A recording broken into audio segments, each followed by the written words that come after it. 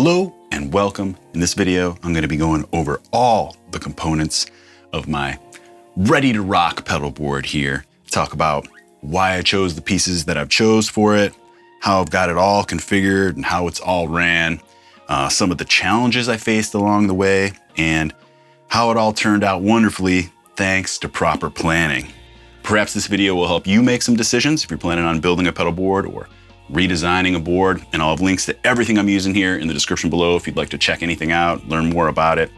And the real reason I wanted to make this video is because I've already made 3 or 4 videos here on the channel about my pedal board, but they're kind of scattered all over the place, and I have little pieces in various videos as I was building this thing, like along the way over the course of a few weeks, I'd do this, or something would arrive in the mail that I needed, and I'd add it before it was all done. And like I said, that kind of stuff's kind of scattered around, so I just wanted to get one video going here. We're gonna go over everything. You're gonna dig it. I know it, and let's get into it. So my original inspiration for this video was when I was thinking about doing all this, but I kind of didn't know really where to start. Any of the pieces I wanted to get, I knew nothing about any of these individual pieces. Seymour Duncan Power Stage, sure, G6, GDXL. I'll confirm that in a sec. It's got such a hard name, this wireless unit here. They just need to put the model on it so you can read it. I have to refer to something every time because it's so hard to remember. GLDX16 Plus, but it's been badass. Love this thing. I'll talk more about that when we get into it. The Mission expression pedal here, Toemaster Pro, did I say that? Tempo pedal board. Most of this stuff I found out because I saw a video back in 2023 as I was thinking about all this stuff. It just came at the right time. It was from Fluff, and he and Bayou Burchell were doing a video about building a compact rig just like this. And I watched that and it ruled, and it gave me so much inspiration. And I basically copied everything they did, except made a couple switches with different components. They were using a quad Cortex. I was gonna be using the Fender Toemaster Pro. They got a smaller expression pedal. I can't remember if they're using the SD200 or the 170, but that's where I learned about the Shure and the Temple stuff. So thanks to those guys, you really helped me out. It was a huge inspiration. And then amazingly and coincidentally, I just put out a video a couple days ago where my pedal board could clearly be seen in it. And who chimed in? Fluff himself commented on the video, and he gave my pedal board setup here 5 out of 5 beards. Awesome. That's hilarious, man. So thank you. Again, couldn't done this without your video, man. Cheers. Okay, so this whole thing started when I decided that, or when I heard that Camira was just gonna be doing more fly-based shows. We're gonna be going in and out of places, not having a bus and a trailer. With a bus and a trailer, it's easy. You can bring whatever gear you want, really. Stacks, tons of cabs, whatever, you pack it all in there, you drive around with it, no problem. But if I'm gonna be lugging shit through the airport, I needed to make something small. These modelers were coming onto the market big time. Everybody was using the Cortex. The Fender Toemaster Pro was just hitting, Helix, all that kind of stuff, where you have a preamp right in your pedal board, everything there, so you can do everything from a board. And I'm typically a head and cab guy, so I was definitely skeptical. And I'll still say that while I have this dialed in and it rips, and I've used it live, this setup right here many times, it's still just not quite as true as a head and cab, which I'd prefer. But as I say to a lot of guys in the comments who are like, why do you do that? Why do you do that? It's like a thing of just tone versus convenience. It's give and take, push and pull. Give up a tiny bit of your tone to have that convenience. If you don't want to do that, then you go back to lugging around a head in a cab everywhere you go. And not only is that not possible sometimes, but it's kind of a pain in the ass. Do I want that tone? Of course. Do I prefer that tone? Of course. So like I said, it's a bit of give and take. So came time to it. I was thinking about the quad Cortex. I started reading about that. I was interested in the new Boss. I think it's the GX100 had just hit at that time.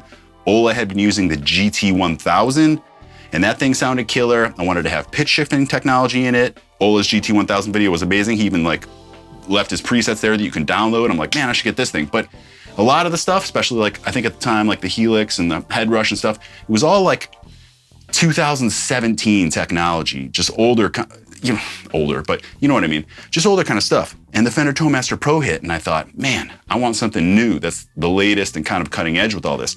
I really like the look of the interface, how the amps look on there, the touch screen. A lot of them have touch screen, but it just looks a little more archaic, I think, in some of the other ones. With this one, the touch screen, I think, is the best out there, just top notch. In terms of the visualizations of the cabs and the heads and the effects pedals and everything like that, it's really awesome. Combine that with the fact that I just started working with Fender and Jackson at the time. So I had to choose somewhere to start, and this is what I chose, and I've been happy with it. I love it. I don't regret it one bit. And I think it's kind of like DAWs in the recording world. Whatever you start with is just what you're going to learn or you're going to get into. And that's the case with me and the Fender Toemaster Pro.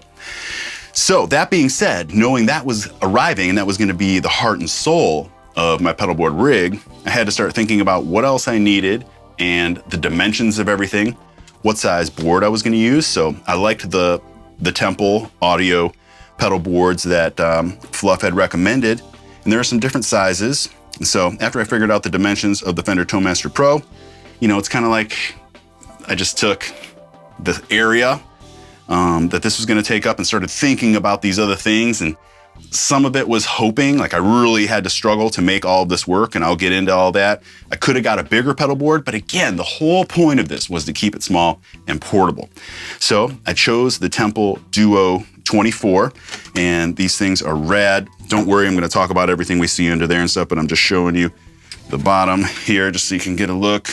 But all these holes in here are fantastic because you can basically see all these holes. You can basically fit anything on here that you need to and configure it. And there's bigger holes and stuff like that. These side things come out, so you can pop them out or unscrew them, I forget now, if you need access in there. They make custom like things that go in there that will have like power connections or speaker cable connections. So a lot of customization that you can do with this thing. They come with these little,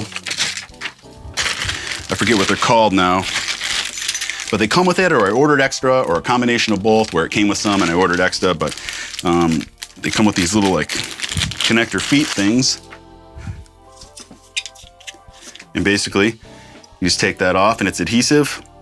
You stick that on the bottom of whatever, you know, like the Shure, and then you go underneath and it's got a little screw hole there that screws into there.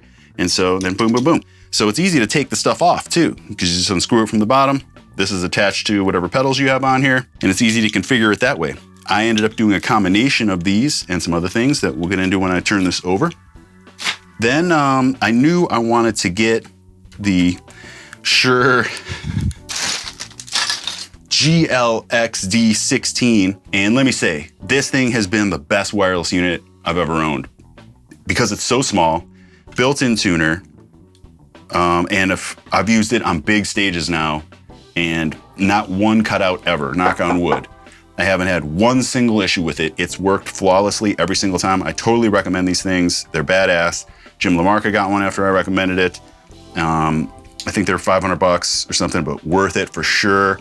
I used to have a bigger PD, like rack mount unit, 4 packs and stuff like that. And now I realize I just have 1 pack. I just keep it in my pocket. And if I change guitars, I just unplug it, plug this new one in. Where before we'd have to do a switch with my tech where I'm turning this pack off as he's turning the new pack on to hand it to me on stage. So I don't even know why I was doing that for years with 4 packs when could just get away with 1, no problem. It's got like a USB charging, so no batteries, and the battery lasts forever.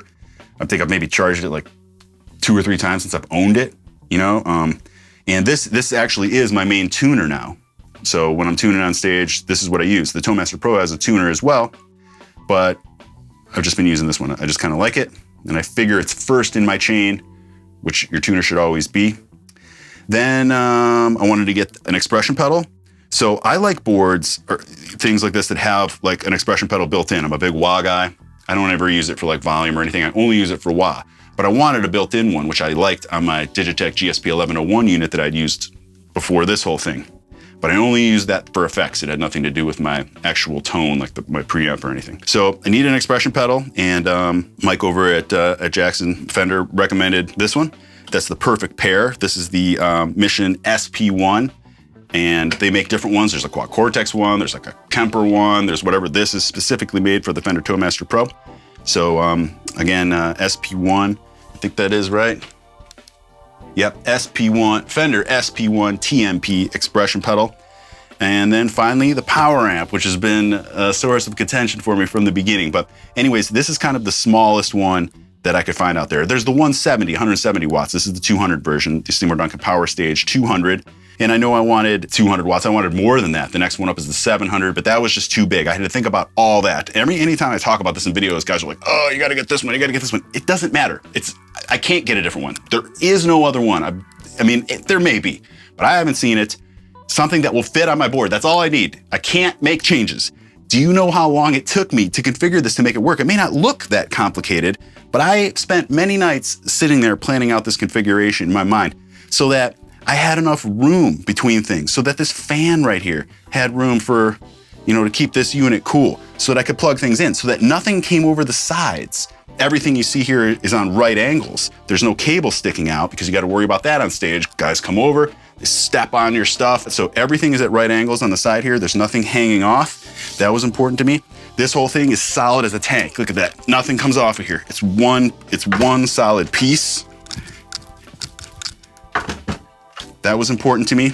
And then nothing ever needs to be plugged in or unplugged except for power and speaker every show. So this is my entire rig here. All I need to do is plug into a cabinet. Don't even need a head. This is my power amp, my preamp, and all my effects, expression pedal, wireless, all one thing. So just to power, all I need to do is carry one power cable with me.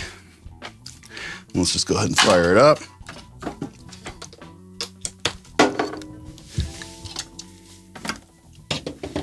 So I don't have to hit any switches. Everything just turns on as soon as you plug it in. This takes a moment to fire up. But you can see the Seymour's on, that's on, this is powering on, just like that. And then a speaker cable. It's gonna run straight to my cabinet. And I put a 90 on the end of that. And I'm ready to rip, that's it. Power, speaker, it's totally ready to go, which is exactly what I wanted. Just be thrown down, those two things, no guesswork for my techs, anything like that, so easy. And that's exactly what I want to have happen. But that took a lot of planning, all the routing to make all this happen. So proper planning is huge, all the cable management underneath. Let's get into some of that stuff here.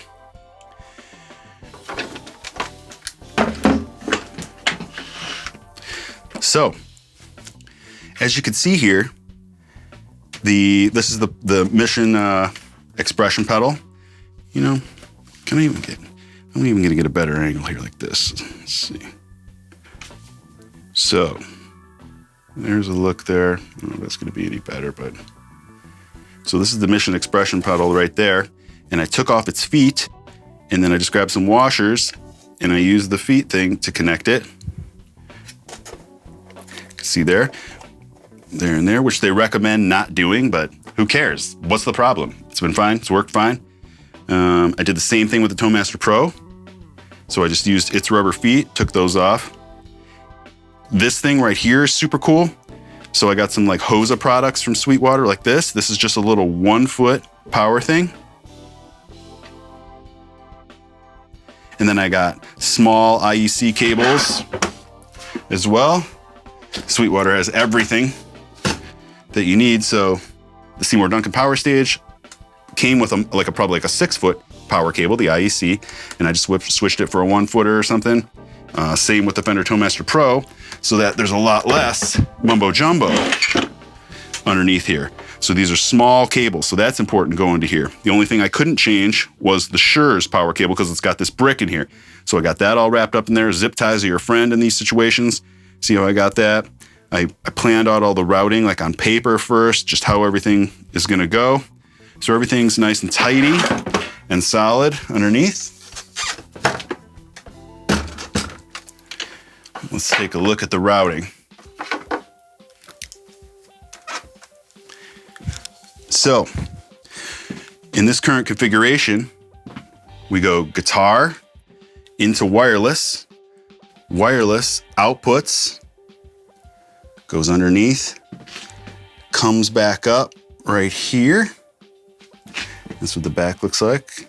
It comes back up right here. Again, that came down right there, went underneath and comes up through here. And this is my main input. So wireless into the input of the Fender ToneMaster Pro.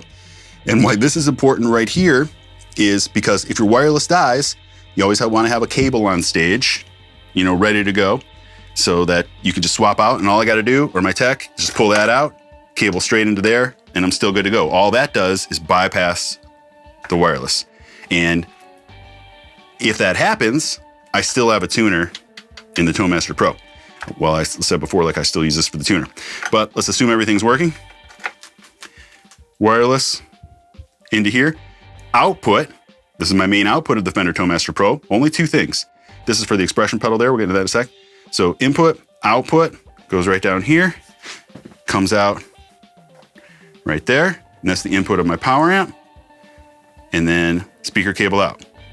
If I'm not using the power amp, I just go straight from the output right here into a head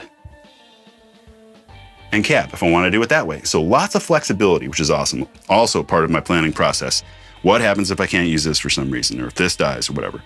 I can go just boom, pull this out, straight into a head. I've also got this stuff color coded. Let's say these came out like this and you're like, oh shit, it's dark at night, something like that. You know, on stage you can't tell. So pink into pink there. See that? Green into green. So foolproof. Green, green. Pink, pink. White, white. Orange, orange. White and orange. So these two right here are for the expression pedal. Why it needs two, I don't really know for some reason with expression pedals like this, but one is a TRS, tip ring sleeve, like a balance cable, and the other is just a TS, tip sleeve. I'll show those on screen here too, or maybe I already did, but when I ordered, I was able to just order this stuff, a short cable. I made this speaker cable.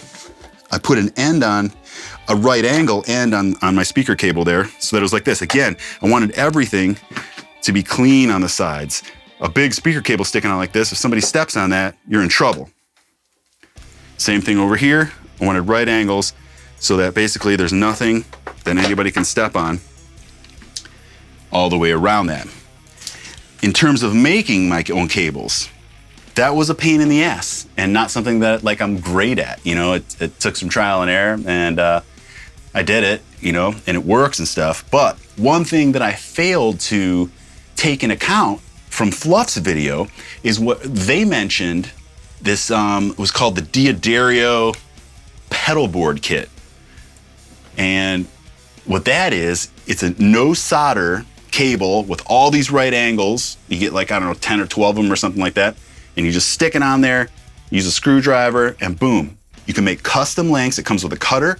You can make custom lengths, all right angle stuff for your pedal board, so it's totally custom and perfect. It sucks when you have a pedal board and you got some like 12-foot cable that you need to figure out how to do. Or maybe you just need to patch, you know, two stomp boxes next to each other and all you have is a 10-foot cable or a 6-foot cable when really all you need is a 3-foot patch cable. So the Diodario pedal board cable kit is a great solution for that.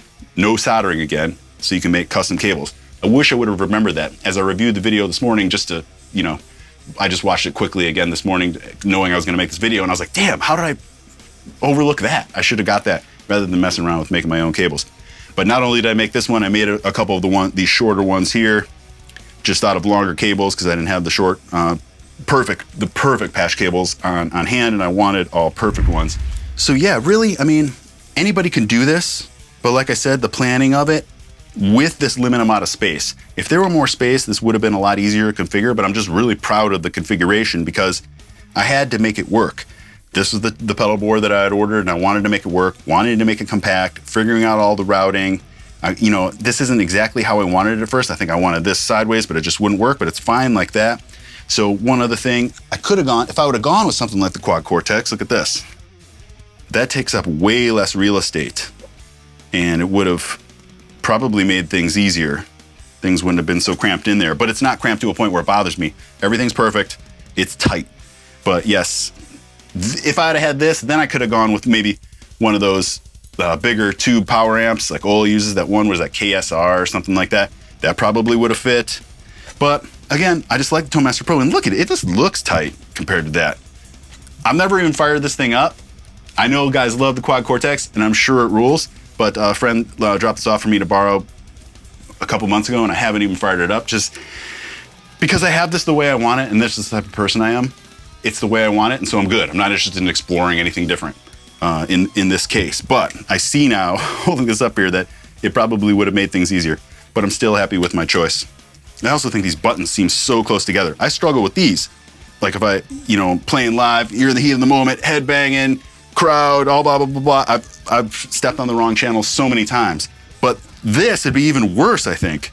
They're so close together. How do you hit this one without hitting that one live? We're on a dark stage, tons going on, smoke, fog, So anyways, could have done that.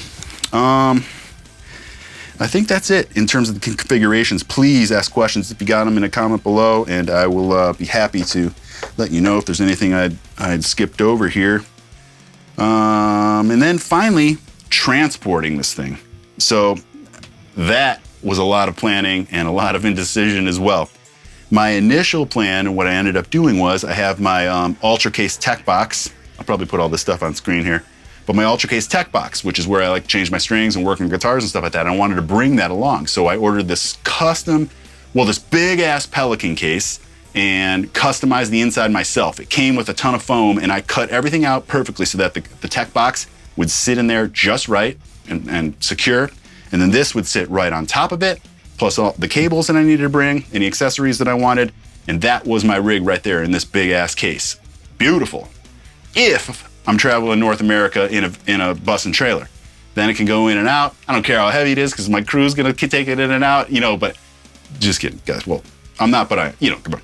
Anyways, but no, me carrying that thing along with my Gator dual vault guitar stuff, my suitcase, my backpack, all that to an airport, forget about it, no way.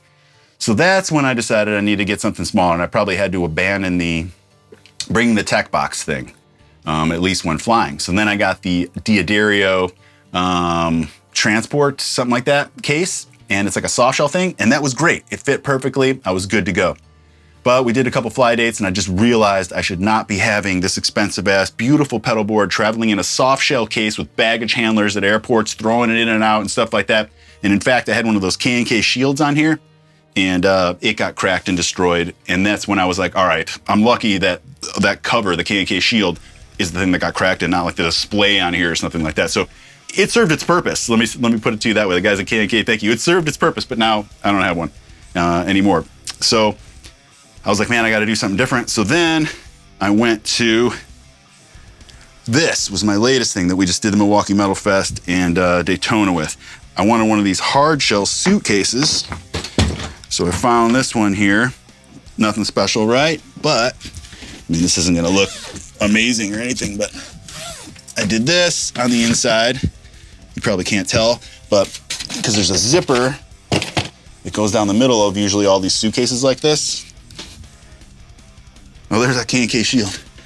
Yeah, this broke off there. This thing broke out. So,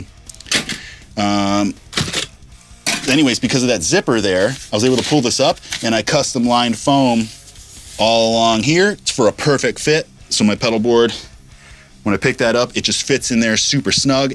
There's also, see how thick that is? You could put anything you want in there, but there's a zipper there too. So there's a ton of foam behind there too. So anything hits that on top, it's got a ton of foam, and then it's got the those metal bars right here underneath. So it's secure in there. I'm happy with this. The only thing is that it's just like a travel suitcase, and like if the zipper breaks, I'm screwed. Baggage handlers break off a wheel or something like that, I'm screwed. So I got to come up with a better solution for that. I think I could get a nicer Pelican case now, hard shell Pelican case that's small and stuff, knowing now that I'm not going to have the Tech Box in there with it. So that'll probably be my next thing, whether this suitcase is temporary or not. It served its purpose, but still I realize I'm thin ice with it because anything could happen. But at least I feel that this is protected, but the case itself could get screwed at any time. So that's really it, man. Again, go ahead and ask questions about any of the routing if you want, because I'm happy to describe it, because I put a lot of thought into this thing. Thanks to Fluff for the inspiration. And even Fluff, if you're watching this and you've made it this far, your comment is what inspired me to make this video. I was like, you know what? I forgot that it was because of that video that I even came to this design and all that, and wanted to show you guys some love. And like I said, put it all together in one video with everything that's going on. So Appreciate everybody watching and everybody that's made it this far. Boom. Go ahead and check the description, like I said below, if you want to get any of these things. That's what I did. I made a list of what fluff and Bayou were using and went to work. So maybe you'll want to do the same if you're interested in doing anything like this. Don't forget to check out my guitar instructional DVD, shipping free worldwide, only 25 bucks, comes with 10 of my custom free guitar picks. My wonderful Patreon community, if you want to get a little closer, see my videos early, direct communication with me, great community vibe, monthly giveaways with all sorts of rad, cool stuff, Camira memorabilia, guitar stuff, all that. So check that out at patreon.com/RobArnoldWorld. You can find my DVD at robarnoldworld.com/store, but I'll have links to everything that I talk about in all my videos in the description below. And don't stop now. Watch this video right here where I go over the power of the Seymour Duncan Power Stage and if it's enough to do the trick, as well as my guitar, gear, software, unboxing, and demo videos playlist. Watch them both, get into it, take the ride. I'm Rob Arnold, signing off. Appreciate you. See you on the next one.